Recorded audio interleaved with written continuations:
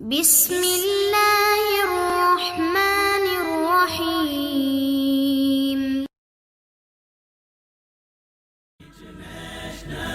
Islamic Research Center.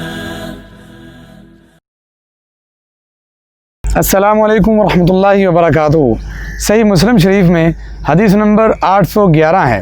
حضرت ابو درداء رضی اللہ تعالیٰ عنہ ارشاد فرماتے ہیں، ایک مرتبہ آقا دو جہاں سرور کون و مکان حضرت محمد رسول اللہ صلی اللہ علیہ وسلم نے اپنے صحابہ سے پوچھا، کیا تم اس بات سے عاجز آ گئے ہو، کیا تم اس بات سے تھک گئے ہو کہ روزانہ رات کو قرآن پاک کا تیسرا حصہ پڑھ کے سو، یعنی کہ 10 سپارے جتنا پڑھ کے پھر تم آرام کرو. صحابہ کہنے لگے، اللہ کے حبیب، ہم قرآن پاک کا اتنا بڑا حصہ کیسے پڑھ سکتے ہیں؟ تو آپ علیہ السلام نے ارشاد فرمایا، تم سورۃ الاخلاص پڑھ لیا کرو. قل هو اللہ احد، یہ جو چھوٹی سی صورت ہے اس کو پڑھ لیا کرو. تعدلوا ثلث القرآن، یہ تمہاری ایک صورت جو ہے یہ قرآن پاک کے 10 سپاروں کے برابر ہے.